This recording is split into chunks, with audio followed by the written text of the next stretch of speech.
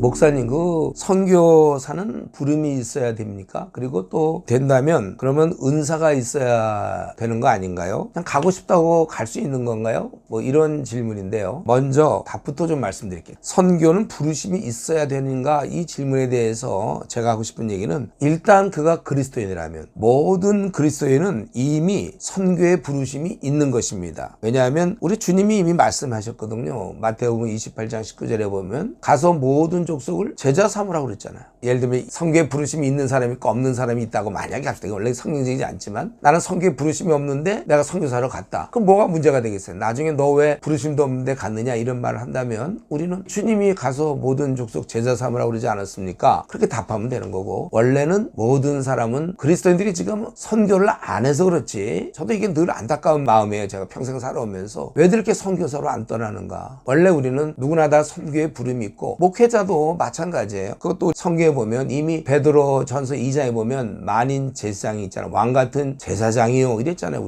우리는 누구나 다 이런 일을 할 수 있는 것이고, 로마서 6장 13절에 보면 너희 자신을 의의 무기로 드려라 그렇게 돼 있잖아요. 우리 보고 드리라고 그랬잖아요. 구약 때 보면 이렇게 뭐 이사야 같은 경우도 그렇고 모세도 그렇고 예레미야도 그렇고 그렇게 위로부터의 그런 부르심이 있었잖아요. 근데 신약 시대에 들어오면, 지금 신약 시대는 그런 소명, 부르심, 콜링 이런 것은요, 성경에는 무슨 사역으로 할 때 부르심이란 말을 안 쓰고 타는 불못에서 죽어가는 우리들을 하나님께서 불러주셨다, 그럴 때 쓰고 있습니다. 그렇기 때문에 저 같은 경우 목사지만 뭐 목사로서의 콜링이 있었느냐? 당연히 그렇죠. 우린 모든 사람이 이렇게 할 수 있는 거예요. 목사도 할 수 있고, 자기가 원하면 자원하는 마음으로 너희 몸을 하나님 기뻐하시는 산제사로 드려라 그랬잖아요. 자기가 그냥 드리면 끝이지, 특별히 무슨 음성을 들어야 목사가 되고 음성을 들어야 선교사가 되고 그렇게 따로 있는 게 아닙니다. 그리스도인이 되는 순간 이미 왕같은 제사장이요, 우리는 이미 주의 일꾼이 된 건데, 다만 이제 풀타임으로 할지 파타임으로 할지는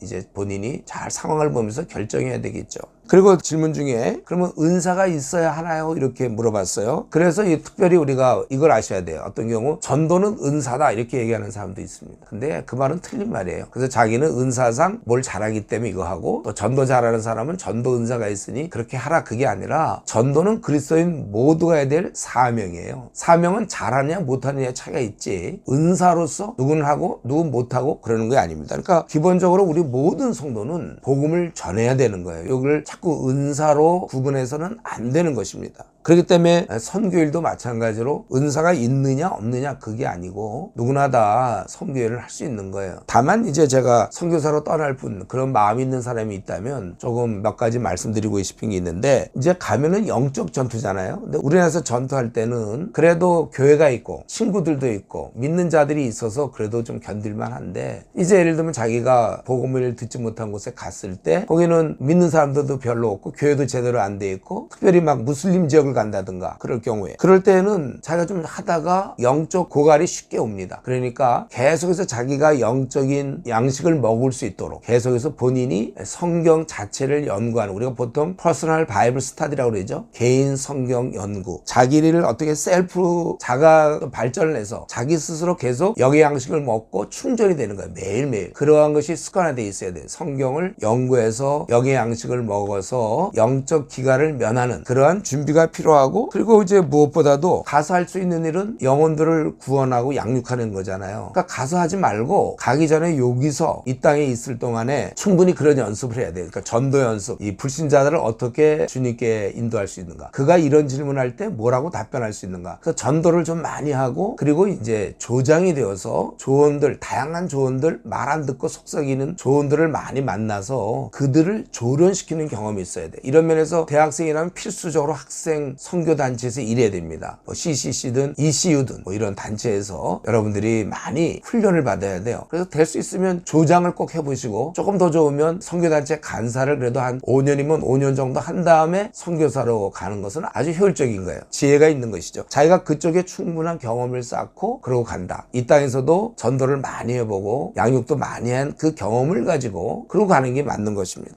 그리고 이제 이렇게 간사일도 해보고 조장도 하면서 사람과의 관계를 많이 배우게 돼요. 사람을 많이 이해하게 되고, 그리고 힘드니까 기도를 배우게 되는 거죠. 이런 것들을 다 무장해 놓고 가야 되는 것이고, 그리고 이제 제가 참고로 선교사로 기왕에 갈 바에는 선교사 많이 떠난 지역들 많이 있잖아요. 선교사가 많은 곳. 거기 가지 마세요. 거기 영어를 쓴다든가 거기가 뭐 어떠한 조건이 괜찮다고 해서 가지 마시고, 이왕 선교사로 떠날 바에는 선교사가 힘이 적은 곳, 아프리카 같은 데도 좋겠죠. 또는 좀 어쨌든 선교사가 좀 적다는 곳에 힘든 곳, 그런 곳으로 갈 수 있도록 좀 해보세요. 그리고 한 가지 더 얘기하면은 꼭 팀이 되면 좋겠어요. 혼자 가서 가정에 가서 외로워요. 힘들어요. 혼자서 있다 보면 자꾸 이렇게 동기유발이 안 될 수 있기 때문에 팀이 있으면 좋습니다. 그런 면에서 선교 기관과 연결해서 갈 수 있으면 좋겠고, 또 웬만하면 자기 친한 사람들하고 같이 팀을 짜서 우리 같이 선교 가자, 그래서 한 서너 팀들이 같이 간다든가, 그래야 그곳에서 지켜줄 수 있고 또 위로가 될 수 있고, 또 결혼했다면 자녀들도 서로서로 친한 친구들이 있는 거예요. 이런 면에서 좀 시간이 걸리더라도 그렇게 준비하고 선교사로 떠나는 게 좋겠습니다.